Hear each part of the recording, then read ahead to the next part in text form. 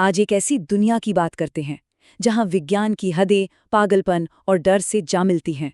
ये दुनिया है इंसान और जानवर को मिलाने वाले एक्सपेरिमेंट्स की। एक पल के लिए सोचिए कि अगर किसी दिन नींद खुले और पता चले कि आप आधे इंसान हैं और आधे जानवर। चेहरा तो इंसानी है पर शरीर किसी और जीव का, तो फिर आपकी पहचान क्या होगी? आप क्या कहलाएंगे? तो चलिए इसी सवाल की तह तक चलते हैं। सबसे पहले तो ये समझना जरूरी है कि हम असल में बात किस चीज की कर रहे हैं और वो कौन सी बारीक सी लकीर है विज्ञान और नैतिकता के बीच, जिसे पार करने से दुनिया डरती है। देखिए, वैज्ञानिक भाषा में इसे कहते हैं ह्यूमन एनिमल काइमेरा। आसान शब्दों में कहें तो एक ऐसा जीव बनाना जिसमें इंसान और जानवर दोनों के सेल्स या डीएनए को मिला दिया जाए। अब सवाल उठता है कि ऐसा करते क्यों हैं?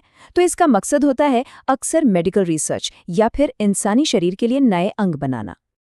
अब बात करते हैं उन असली एक्सपेरिमेंट्स की जो सच में हुए हैं। ये कोई मनगढ़ंत कहानियां नहीं है, बल्कि ये वो सच है जो साइंस की किताबों में दर्ज है। और ये रिसर्च ना कोई आज की बात नहीं है।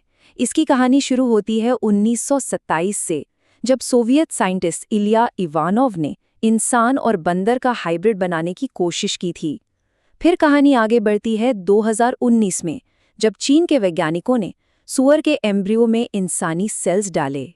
और फिर सबसे हालिया और शायद सबसे चौंकाने वाला 2021 में, जब अमेरिका और चीन के साइंटिस्ट ने मिलकर एक बंदर और इंसान का एम्ब्रियो तैयार किया।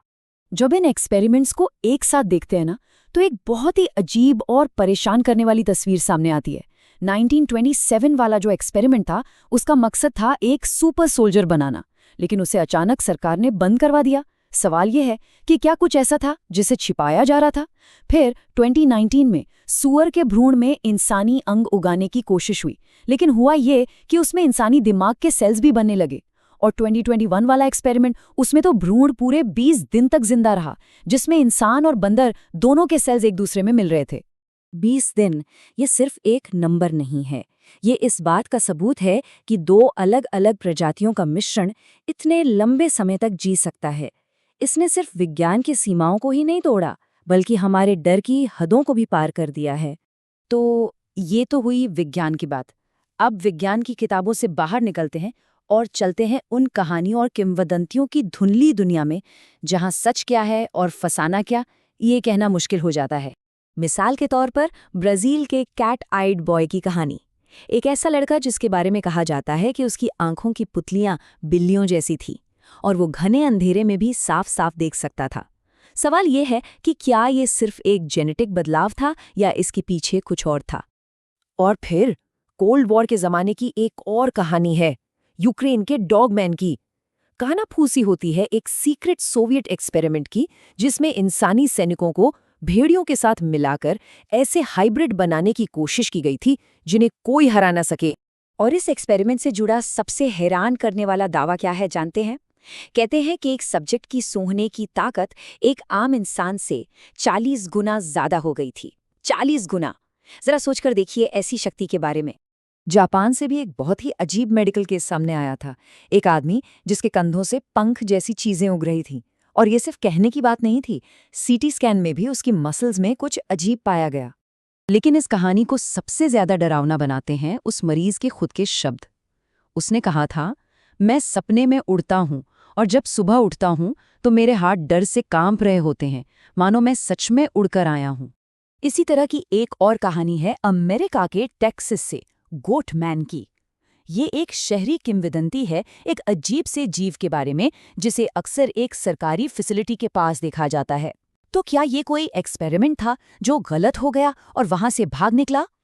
तो ये थे गुजरे जमाने के किस्से और एक्सपेरिमेंट्स, पर अब सवाल भविष्य का है।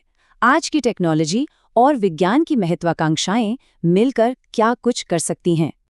आज साइंटिस्ट के हाथ में ऐसे ऐसे टूल्स हैं जिनके पहले कल्पना भी नहीं की जा सकती थी।